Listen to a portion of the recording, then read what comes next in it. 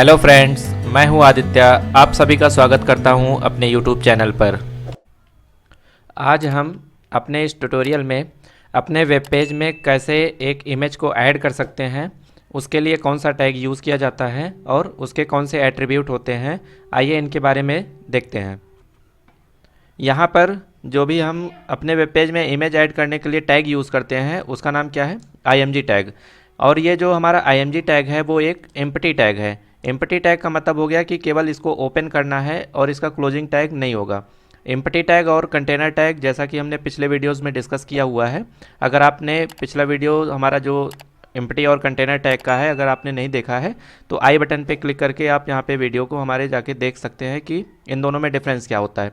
आइए आगे देखते हैं।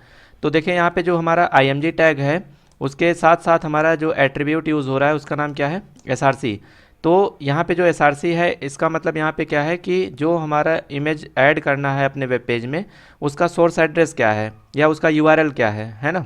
जो हम इमेज अपने वेब पेज में ऐड करना चाहते हैं उसकी लोकेशन हम कहाँ पे देंगे, src टैग में। आइए इसको प्रैक्टिकली करके हम लोग देखते हैं कि img टैग को कैसे अप्लाई करना है और वहाँ पे जो है उसका रिज़ल्ट क्या मिलेगा। तो हम अपने टेक्स्ट एडिटर में आ जाते हैं। यहाँ पे जैसे हमने सबलाइम ओपन कर रखा हुआ है तो आप इसमें टाइटल में जैसे हम यहाँ पे टाइटल टैग के अंदर इमेज टैग एंड एट्रीब्यूट्स लिखा हुआ है तो ये जो टाइटल है ये हमारा टाइटल बार में दिखाई देगा। और अगर हम यहाँ पे जो भी बॉडी में इमेज को ऐड करना चाहते हैं तो उसके लिए यहाँ पे देखिए कैसे अप्लाई करते हैं। तो सबसे पहले हम एक हेडिंग बना लेते हैं H1 में। यही जो हमने इमेज टैग एंड एट्रीब्यूट लिखा हुआ है इसको हम कॉपी करते हैं। कॉपी करने के बाद हेडिंग में हमने लिख दिया और H1 को क्लोज कर दिया। H1 टैग का एट्रीब्यूट क्या होता है, यहाँ पे हम अलाइन इक्वल्स टू सेंटर लिख देते हैं ताकि जो हमारी हेडिंग है वो कहाँ पे दिखाई दे, बीच में दिखाई दे, है ना। और उसके बाद अब नीचे आते हैं तो यहाँ पे हम img टैग से क्या करेंगे, इमेज को ऐड करेंगे। तो सबसे पहले हमने img लिखा, एंटर किया जैसे ही तो यहाँ पे ऑटोमेटिक देख रहे होंगे आप टाइप होके आ गया है। तो जो जिस इमेज को ऐड करना है हमको सबसे पहले उसको हम चूज़ कर लेते हैं कि कौन सी इमेज यहाँ पे हमको ऐड करना है। देखिए जैसे जो हमने फ़ोल्डर ओपन कर रखा है डॉक्यूमेंट का, तो डॉक्यूमेंट में ये M2R5 करके एक फ़ोल्डर है। इसके अंदर यहाँ पे दो इमेज पड़ी हुई है, एक कंप्यूटर की इमेज है और एक डेस्कटॉप की इमेज है। तो इन दोनों में से अगर हमको कोई भी अटैच करना है अपने वेब पेज में कोई भी इमेज, तो सबसे पहले यहाँ पे अगर हम डेस्कटॉप को ऐड करना चाहते हैं तो डेस्कटॉप पे राइट क्लिक करके यहाँ पे क्या करेंगे, प्रॉपर्टी में जाएंगे। यहाँ पे शो मोर ऑप्शन में जाएंगे और यहाँ पे प्रॉपर्टी पे क्लिक करेंगे। ये प्रॉपर्टी पे हमने क्लिक कर दिया। यहाँ पे देखिए जो डेस्कटॉप नाम की इमेज है ये प्रॉपर्टी में क्या होता है कि उसकी सारी की सारी डिटेल्स दिखाई देती हैं कि कितनी साइज़ है उसकी और किस लोकेशन पे है, ये सारी चीज़ें। तो यहाँ पे देखेंगे इस इमेज का नाम क्या है, डेस्कटॉप, और इसका टाइप ऑफ फाइल क्या है, .png। ये एक्सटेंशन नेम हमारे लिए बहुत इम्पॉर्टेंट है। अगर हम किसी भी इमेज का जो है एक्सटेंशन नेम गलत कर देते हैं या सही नहीं लिखते हैं तो वहाँ पे क्या होगा, वो इमेज आपकी अटैच नहीं होगी।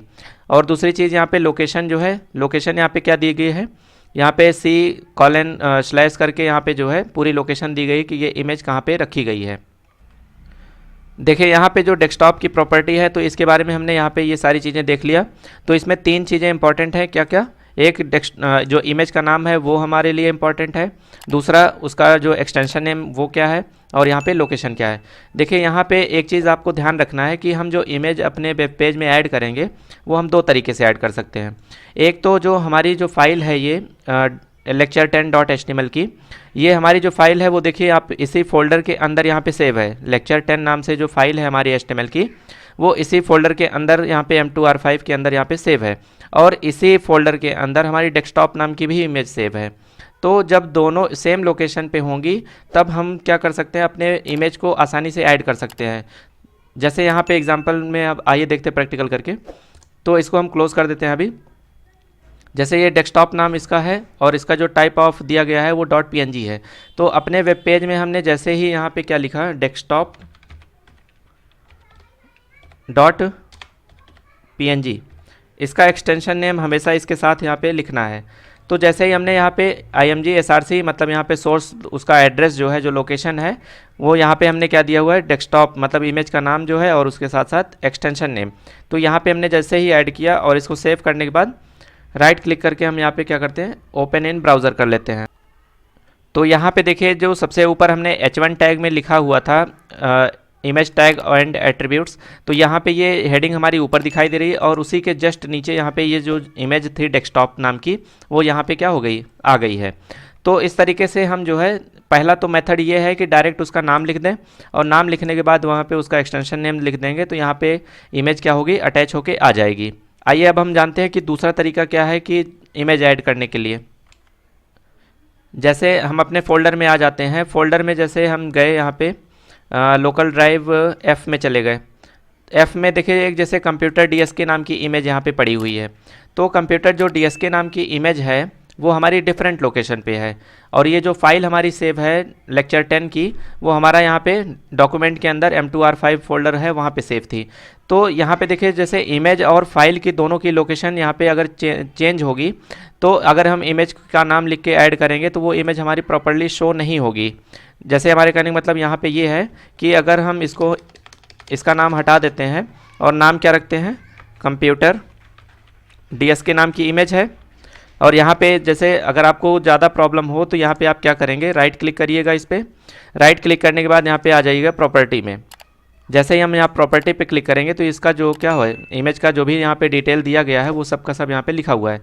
तो यहाँ पे जो इसका नाम है, आप यहाँ से इसको कॉपी करके यहाँ पे अपने वेब पेज में इसको पेस्ट कर देंगे, और इसका जो टाइप ऑफ एक्सटेंशन नेम है यहाँ पे .png, उसको भी यहाँ पे इसी के साथ क्या कर देंगे, ऐड कर देंगे। तो .png हमने यहाँ पे ऐड कर दिया।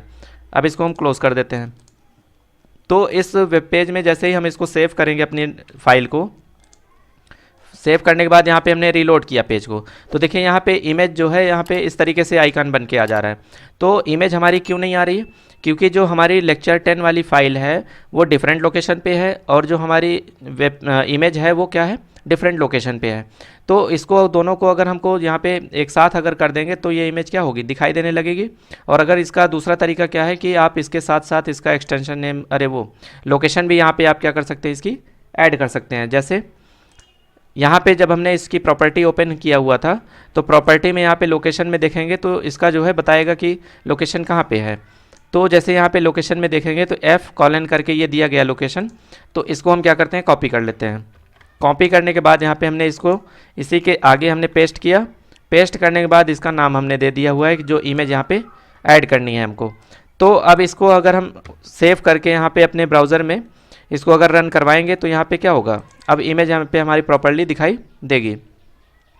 जैसे हमने यहाँ पे ओपन किया तो देखिए यहाँ पे जो इसका इमेज का रेजोल्यूशन है वो काफ़ी लार्ज है, इसलिए यहाँ पे पूरे वेब ब्राउज़र में आपकी जो इमेज है वो दिखाई दे रही है।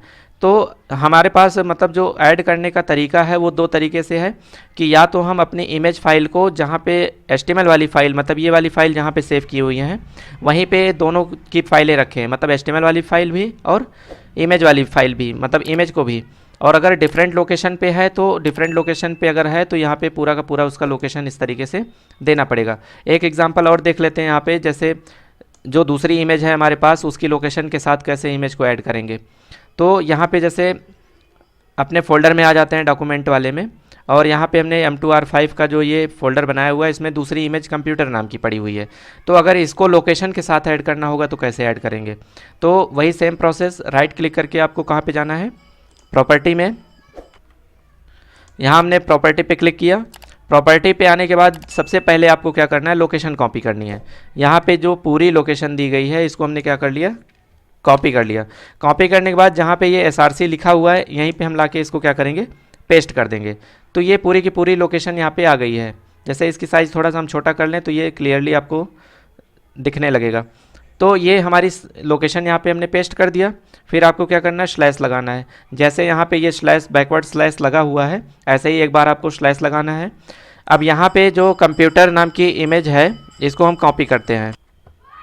यहाँ पे जैसे ही हमने इसको कॉपी किया, कॉपी करने के बाद यहाँ पे क्या करेंगे, जहाँ पे हमने स्लैश लगाया हुआ है इसी स्लैश के बाद यहाँ पे पेस्ट कर देंगे। तो ये इमेज का नाम हो गया क्या, कंप्यूटर। और इसके साथ साथ हमको और क्या ऐड करना है, इसका एक्सटेंशन नेम। जैसे जो पिछली वाली इमेज हमने ऐड किया था उसमें क्या था, उसका एक्सटेंशन नेम .png था, और यहाँ पे इसका एक्सटेंशन नेम क्या है, .jpg है। तो यहाँ पे हम इसका जो एक्सटेंशन नेम है .jpg यहाँ पे ऐड कर देंगे। तो इतना हमने यहाँ पे जब ऐड कर दिया हुआ है तो ये हमारा पूरा प्रोसेस क्या हो गया, कंप्लीट हो गया। इसको हम सेव कर लेंगे, अपने HTML फाइल को क्या कर देंगे, सेव कर लेंगे। और इसको जैसे ही यहाँ पे हम क्या करेंगे, ब्राउज़र में रन कराएंगे तो यहाँ पे जो है अब ये कंप्यूटर वाली जो इमेज यहाँ पे अलग वाली थी ये आ गई है। तो कहने का मतलब है कि जब आप सेम लोकेशन पे फाइल को रखेंगे तो पूरी की पूरी लोकेशन जो हमने यहाँ पे ये दिया हुआ है ये इतना देने की ज़रूरत नहीं है। आप डायरेक्ट उस इमेज का नाम लिखेंगे और उसका एक्सटेंशन नेम लिखेंगे तो वहाँ पे वो इमेज आ जाएगी। और अगर मान लीजिए डिफरेंट लोकेशन पे है तब ये आपको रिक्वायरमेंट होगी पूरी की पूरी लोकेशन के साथ यहाँ पे इमेज का नाम लिखने के लिए। तो इस तरीके से हम अपने वेब पेज में क्या कर सकते हैं, इसको ऐड कर सकते हैं।